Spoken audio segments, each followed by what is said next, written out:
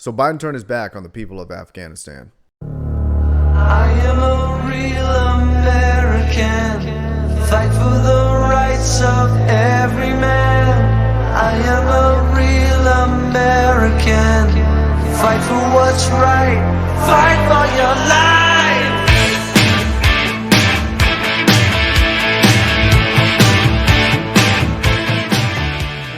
I'm sure you have all heard about what's going on in Afghanistan. Biden pulled out our troops, and almost instantly the Taliban took control of the capital. Now, to be fair, there's lots of blame to go around. I mean, this has been in the works for years and spans multiple administrations as far back as George Bush. But Biden will tell you that the pullout was imminent, and whether it happened today or a year from now, the result will be the same. And that is a complete lie. Sure, at some point we were going to have to pull out, but the timing wasn't the main issue. The problem was the way we pulled out. The Taliban took over Afghanistan because Biden pulled out with no support, no plan, and no transition for the government and people remaining in Afghanistan. Now, the Wall Street Journal summed it up quite nicely with their article, How the Taliban Overran the Afghan Army. This spectacular failure stemmed from built-in flaws of the Afghan military, compounded by strategic blundering of the government of Afghan President Ashraf Ghani. The Taliban, meanwhile, took advantage of the U.S.-sponsored peace talks to deceive Kabul about their intentions as they prepared and executed a lightning offensive. Now, the Afghan army, fighting alongside American troops, was molded to match the way the Americans operate. The U.S. military, the world's most advanced, relies heavily on combining ground operations with air power, using aircraft to resupply outposts, strike targets, and ferry the wounded, and collect reconnaissance and intelligence. In the wake of President Biden's withdrawal decision, the U.S. pulled its air support, intelligence, and contractors servicing Afghanistan's planes and helicopters. That meant the Afghan military simply couldn't operate anymore. Now, this is what I mean when I say Biden deserves the lion's share of the blame. He pulled the support for the Afghan army, leaving them stranded and exposed, which led to them having no chance to defend against the Taliban surge. He completely left them out to dry. And then he had the nerve to blame the Afghan army's unwillingness to fight. Unwillingness to fight? They had no choice but to get slaughtered. Imagine you're the quarterback in a football game. All week you game plan around running the ball to open up your passing game. To be successful, you rely on the threat of the running back to keep the defense on their toes. It's the fourth quarter and you're driving for the winning touchdown. But right when you near the goal line, the coach pulls your running back and leaves you one-dimensional. Knowing you have no support, the defense tees off on you and gets the game-winning sack. Biden is literally Pete Carroll abandoning Marshawn Lynch at the end of Super Bowl 49. They were so close to the end zone, but a boneheaded decision by the head coach cost them the game. Likewise, Biden pulling out military support cost thousands of innocent people's lives. And this is such a tragic failure. People are calling this Biden's Saigon. Now thousands of families of people who helped the U.S. in the Afghan war are left to fend for themselves. About 18,000 families have applied for special immigrant visas, mostly because they are in grave danger from the Taliban. They're desperate to get out. They're so desperate that they were climbing on the backs of military jets as they took off.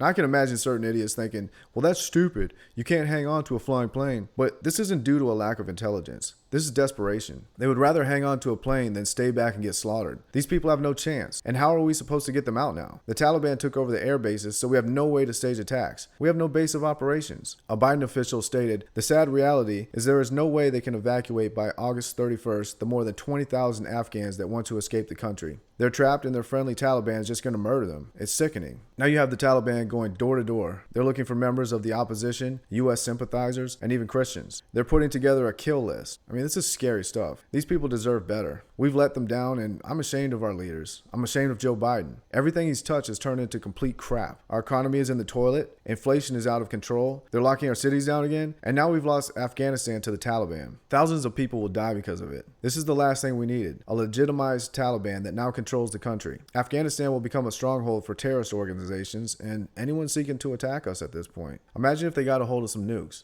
Anyone who thinks this disaster won't directly affect our country's safety is dangerously naive, and the reluctance of the Biden administration to not acknowledge this is insane. And to top it all off, He knew this would happen. For weeks, U.S. intelligence was warning that the Afghan capital would fall to the Taliban in less than 90 days. So this wasn't something that was unexpected. Any person with half a brain could see that recklessly pulling out would be a huge mistake. Biden's team warned him not to do it. They needed to be cautious, and they needed a better plan. Instead, Biden just pulled out, and gave Afghanistan away to the Taliban. And he also gave away billions of dollars in weapons and equipment, including Humvees and Apache helicopters that were left behind. They went from having AKs and rocket launchers to having sophisticated U.S. military weaponry. How things can change in a day. And speaking of changing in a day, look how quickly Clarissa Ward changes into a hijab the moment the Taliban takes over. So much for women's rights, huh? Meanwhile, the Taliban goes around stoning women for showing off their ankles. And all these feminists who scream about the evils of America should realize how good they have it compared to women in other countries. And that's not a dig at feminism. I just get tired of the double standards. And that's what we get with the media, double standards. Joe Biden is barely being held accountable. I mean, the media is giving him a pass. He holds a ridiculous press conference where he blames Trump and the Afghan army, and then walks away without answering any questions. And Nicole Wallace of MSNBC praises him for it. It's as if he didn't just give us a big bowl of bullcrap. Does she think we're stupid? I mean, it's ludicrous. Had that been Trump, she would have crucified him. But aside from some light criticism, the media overall just lets him off the hook. One person who didn't let him off the hook, though, was former CIA analyst Matt Zeller. He was on MSNBC with Brian Williams and gave a first-hand account of what happened and why Biden deserves to be called out. Though I'm curious to hear your reaction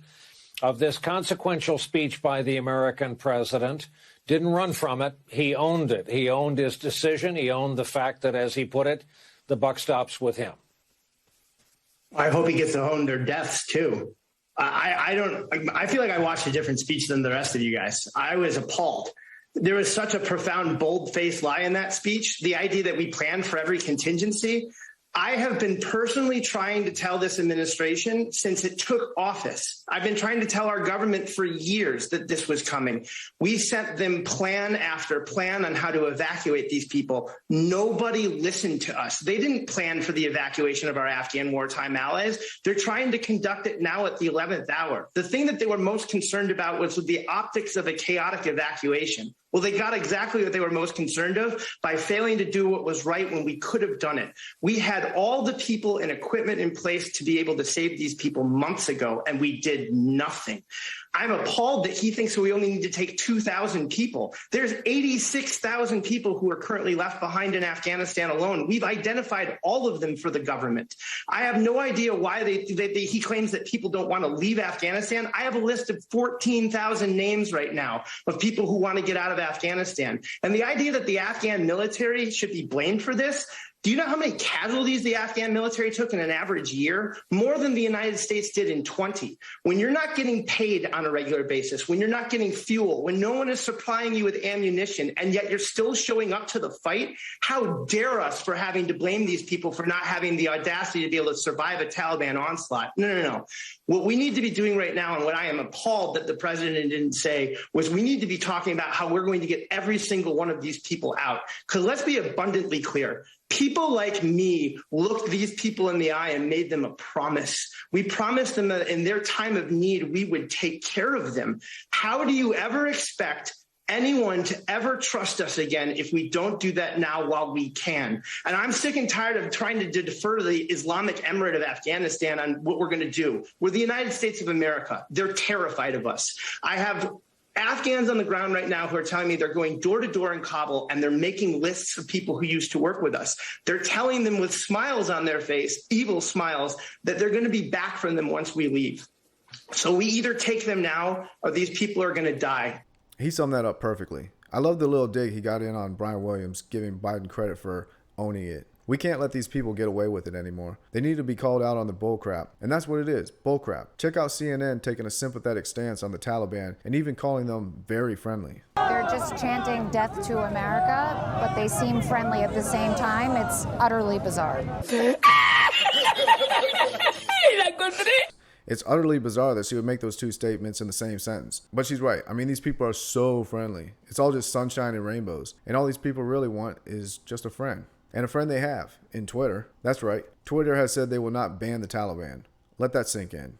A known terrorist organization responsible for thousands of murders gets the green light while you-know-who is banned for life. Really think about that for a second. A terrorist group is free to espouse their murderous ideology while a former president is permanently blocked. The hypocrisy of these people is unbelievable. How can they look themselves in the mirror knowing the level of deceit they pull over the American people every day? In my eyes, their actions are borderline treasonous. They should move to China. And speaking of China, yep, that's right. China has voiced support and now looks forward to friendly relations with the Taliban. You think China doesn't see how weak we've become? We can't continue to do this and not expect there to be some consequences. As we decline, our enemies become stronger, and they also join forces. While the rest of the world evacuates, it's no coincidence that China and Russia are keeping their embassies open in Afghanistan. They look to cozy up with the new regime. I'm sure they can bond over their human rights violations and find some common ground in mass atrocities. Although I'm not sure the Taliban will appreciate the China's treatment of the Uyghur Muslims, but China will certainly find a way to sweep that under the rug, just like our media swept Hunter Biden's laptop under the rug during the campaign season. But this is what happens when we let the media and the political establishment select our leaders for us. They cheated and lied to us in order to get Biden elected, only to destroy what's left of our country. It's no coincidence that this last year we've seen the largest transfer of wealth in our nation's history. And where are all the protests? You would think they would be fired up over this, but no, people aren't paying attention. We got rid of Trump, and things are great as far as they're concerned. And that's what happens when the media covers up for the ruling class. In fact, they are just an extension of the ruling class. And what do you call that? Oh yeah, fascism. The merging of state and corporate powers. I mean, that's how Mussolini defined it. And yet, a huge portion of the population are convinced that Trump was the fascist. We are living under literal fascism, and all you hear are crickets. It's time to resist.